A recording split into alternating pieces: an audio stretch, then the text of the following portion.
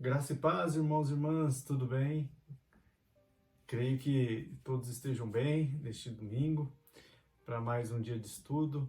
Estamos retomando as aulas do, das cartas de João, né? Então fizemos uma etapa do Evangelho, né? E toda o código, né? Existe as suas aplicações, certo? Então vamos tratar o Evangelho de João como um código, né? Onde estão registrados ali todos os fatos, os feitos e os discursos que Jesus teve, né? Então fez, né? E curou as pessoas. Então ali a gente tem como que isso aconteceu e qual é o fundamento disso, né? E quando vemos, como nós vamos para as cartas de João, para a sua leitura, nós entendemos que ali é um manual. Como fazer funcionar o Evangelho de João? Então nós temos aqui as cartas, que elas foram endereçadas às igrejas, né, da Ásia Menor. A primeira carta de uma forma mais ampla, né, para ser lida em todas as comunidades, e as outras duas de uma forma mais pontual, que nós vamos ver mais adiante. Mas o nosso foco agora é a primeira carta. Fizemos já três a quatro estudos, né? O primeiro introdutório, e depois já entramos no primeiro, segundo e terceiro vídeo, nós já entramos propriamente no texto que vai tratando a primeira carta de João. Aqui agora a gente chegou num ponto onde nós estamos caminhar na luz, né? Então eu intitulo essa parte como caminhar na luz, e dentro do caminhar na luz nós tivemos rompendo com o pecado, né? Que é a primeira parte desse caminhar na luz, é você deixar o pecado. Hoje nós vamos ver a segunda parte, que é justamente como reconhecer, né, como se reconhecer como verdadeiro cristão, né? Então esse é o nosso tema da aula de hoje, né, do nosso vídeo de hoje, conhecendo um cristão verdadeiro. E a nossa leitura bíblica, né, está lá em 1 João 2, né, capítulo 2, do versículo 3 até o versículo 11. E o nosso texto, o nosso verso-chave, né, que nós sempre elegemos um verso-chave, mas o que guarda suas palavras, nesse verdadeiramente o amor de Deus está realizado.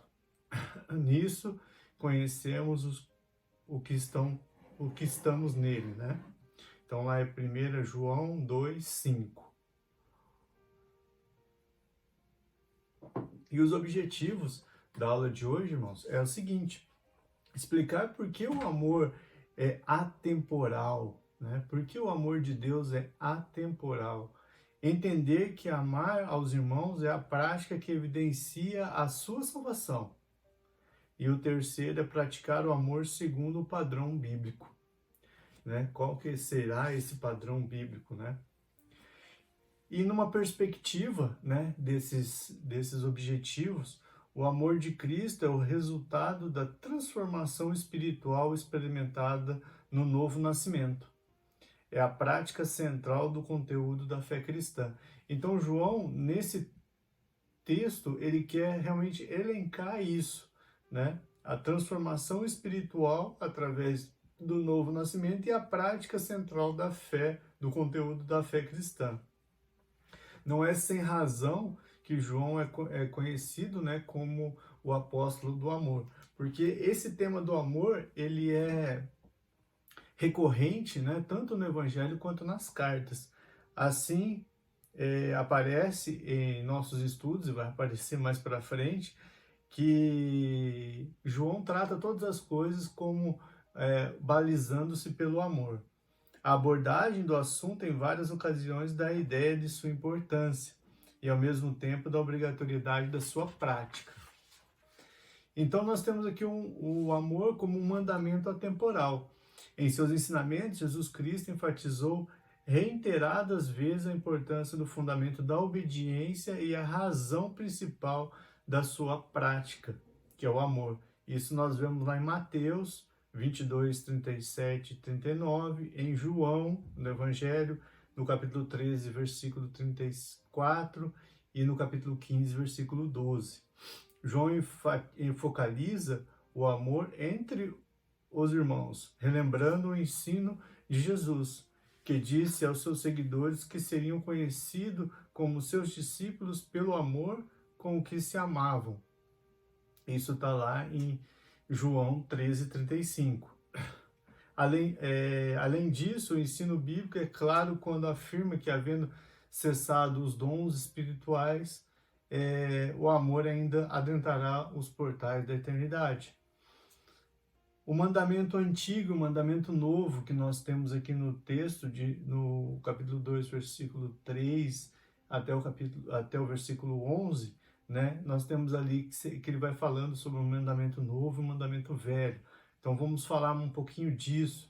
Nesse contexto, o apóstolo João chama os nascidos de novo à obediência do mandamento de amar, porque ao praticá-lo, o cristão cumpre a lei, né? E ele não fala de algo aparentemente contraditório, que é o antigo e o novo mandamento. Na realidade, os dois adjetivos se referem-se ao mesmo mandamento, que é o amor. Então, em que sentido o mandamento de amar é antigo e novo, né? Apesar da epístola de João ser universal, ela foi produzida dentro de uma realidade local, ou seja, para uma comunidade de fé, uma igreja, como nós hoje, considerando a época em que foi escrita e o momento em que o grupo cristão a recebeu. É possível entender que João se referia a um assunto basilar aprendido no início da fé, quando da sua conversão. Nesse sentido, ele não é novo, mas antigo. Por outro lado, João destaca o ensino de Jesus que disse: "Um novo mandamento vos dou, que vos ameis uns aos outros, como eu vos amei, e que também vós uns aos outros vos ame", que está lá em João 13:34. Então, o apóstolo João vem aqui reforçar uma coisa que ele já tinha dito no seu evangelho, que é o código. E aqui ele vem no manual falar como é que vai ser feito isso. A ideia é que não é que cada um deve amar do jeito que puder. Não é essa a ideia. Pois o padrão de amor é o mesmo de Jesus, que está lá em 1 João 3,16, que nós vamos estudar isso ainda. Em contraposição à postura de supervalorizar o exterior, os cristãos não devem ser conhecidos pela observação cega e legalista de regras, mas pela vivência do amor em seus diversos relacionamentos. Então, de certa forma, o objetivo de cada cristão é ser como Cristo. Na verdade, o mandamento "amarás o teu próximo" recebeu um significado todo especial a partir do ensinamento de Cristo sobre quem é o próximo. Para o mestre, judeus, publicanos, gentios ou quaisquer outros estranhos têm o mesmo valor. Conclui-se que o fundamento da obediência e a razão principal da sua prática, da obediência, é o amor. Então nós vemos aqui que o novo mandamento, vamos ver um pouquinho mais à frente, a fundo, né, ele se refere ao mesmo objeto. Só que o Antigo Testamento era um mandamento, né? Estava lá escrito nas leis, em Levíticos. E no Novo Testamento, Jesus vem e fala assim, ó, beleza, tá lá a lei, vamos cumprir a lei, mas numa roupagem um pouco mais nova, mais atualizada. Então, temos aí o que João gosta de trabalhar, que é o dualismo, né? Então, amor e obediência vão significar luz, principalmente o amor. E as trevas vão significar desobediência e ódio, que é o oposto de amor. Então, dentro disso, nós temos que, o mesmo tendo abordado o assunto anterior em uma única lição, né, a exemplo do que ocorre com o amor, João utiliza mais uma vez o contraste de luz e trevas, de maneira completa e implícita. Os filhos da luz, né, que João retrata no seu texto, o contraste entre luz e trevas é uma figura muito usada no Novo Testamento, para exemplificar a diferença entre o mundo, o mundo que se vive, e o reino de Deus. Os nascidos de novo vieram das trevas para a luz. João 8,12. E são eles mesmos considerados luz. Mateus 5,14. Fazendo alusão a esta mesma figura de linguagem. João explica que uma vez salvos das trevas, se quisermos permanecer na luz, devemos amar uns aos outros assim como Cristo nos amou. Na realidade, a comunhão com os irmãos é a prova de que estamos na luz. Então, quando estamos aqui no texto de caminhar na luz, uma prova de que você realmente está caminhando na luz, rompeu com o pecado, abandonou o pecado e está andando na luz, é amar uns aos outros. E agora a gente vai ver um pouco mais para frente como é que é esse amor. As Escrituras deixam claro que é importante alguém odiar seu irmão e andar na luz. Aliás, o simples fato de alguém confessar Cristo como seu Salvador e aborrecer, odiar os seus irmãos, demonstra que essa pessoa está em trevas, isto é, não tem a Cristo. Isso está no verso 9 e 11 desse texto. Quando João fala de ódio, transmite a ideia de algo habitual, que caracteriza um estilo de vida, um estado no qual a pessoa vive. Esse estado pode resultar em homicídio, conforme nós vamos ver também mais para frente na carta de João. A lei condena o homicídio. A graça se antecipa ao expor a força motriz do homicídio, que é o ódio. Em seguida, seguindo esta linha de pensamento que João afirma ser homicida, qualquer que aborrece a seu irmão, assim pelos padrões cristãos, não é necessário chegar a matar para ser considerado homicida. Então João, no versículo 15 do capítulo 3 dessa carta, ele vai falar justamente isso. O ódio faz parte da galeria dos pecados que levam o homem à morte espiritual. Contra este pecado, a fim de preveni-lo, só há um remédio, que é o amor. Então João faz a oposição, o dualismo entre amor e ódio, que quem tem ódio no coração não está em Cristo, não está na luz, não caminha na luz. E quem tem o amor de Cristo no coração e pratica esse amor para com o seu irmão, esse está na luz, caminha na luz. Por outro lado, aquele que ama o seu irmão permanece na luz, e nele não há trevas ou tropeço, que igual está no verso 10. Se quisermos permanecer na luz, devemos amar uns aos outros assim como Cristo nos amou. Conclui-se que contra o pecado do ódio, ou a fim de preveni-lo, só há um remédio, que é o amor. Desta forma,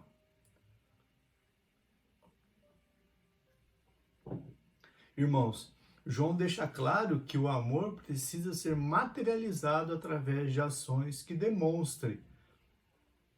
Isso aponta para a necessidade de que nós, como cristãos, sermos conclamados a exercer o amor de Cristo.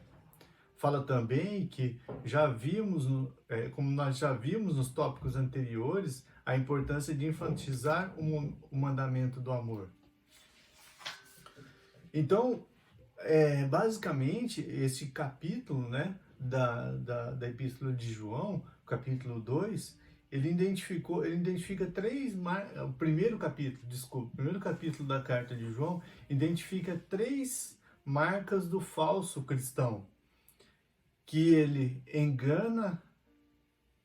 tenta enganar os outros, a si mesmo e a Deus. Acho que os irmãos vão lembrar disso. Agora o apóstolo passa a falar, no capítulo 2, quais são as marcas do verdadeiro cristão.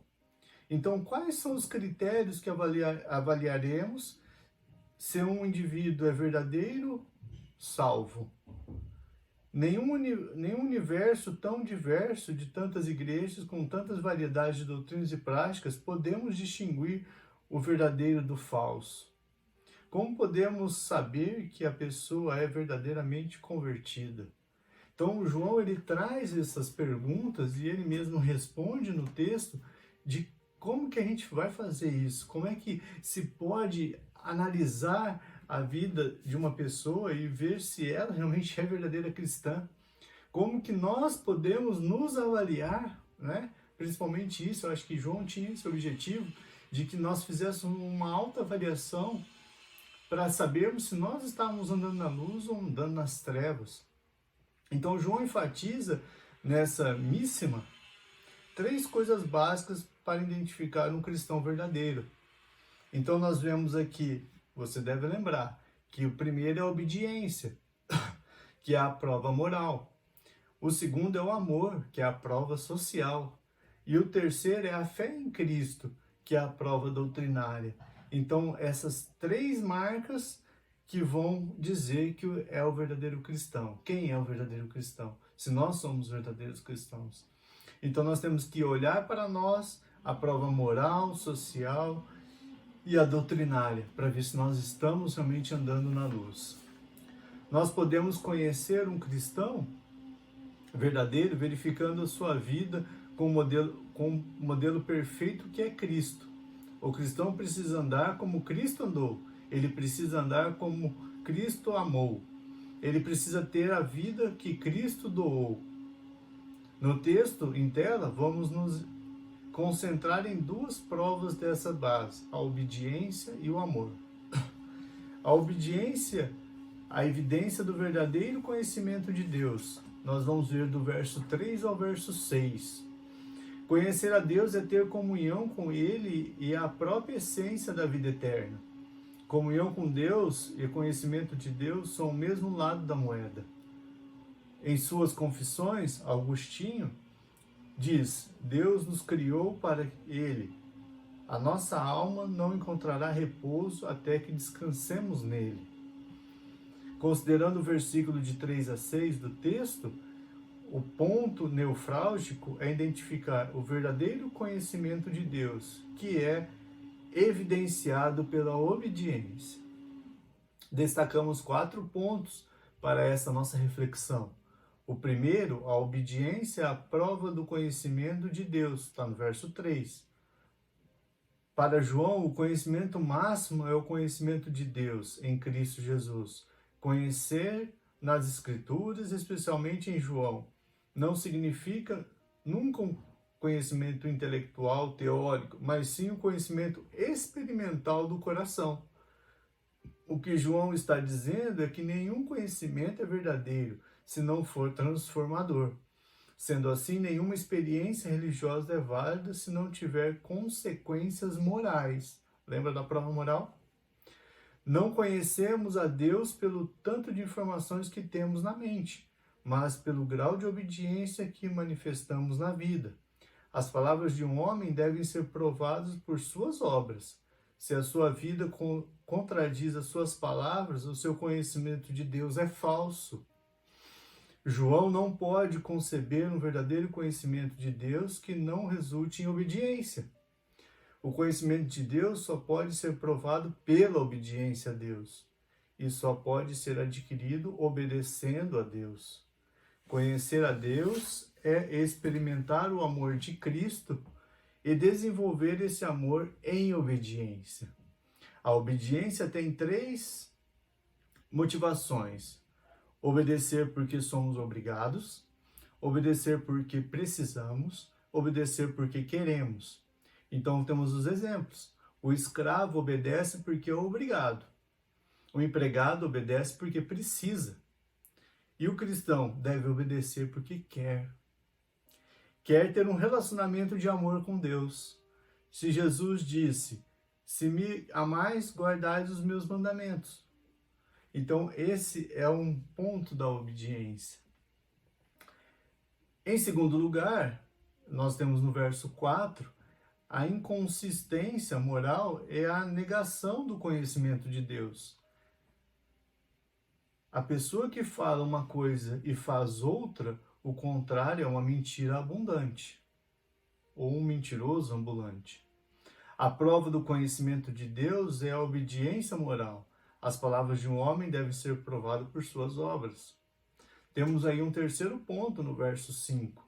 A obediência à palavra é a prova de que Deus está em nós e nós nele. Então, o amor de Deus por nós é aperfeiçoado na obediência à palavra. Nosso amor por Deus é demonstrado pela observância dos mandamentos de Cristo. Como podemos saber que estamos em Deus? João responde com essa sucessão de declaração. Quando estamos nele, no verso 5, quando permanecemos nele, no verso 6, e quando andamos assim como ele andou, também no verso 6. Concordo que o verdadeiro amor de Deus se expressa não em linguagem sentimental ou em experiência mística, mas na obediência à moral. A prova do amor é a lealdade. Em quarto, a imitação de Cristo é a prova de que permanecemos nele, no verso 6.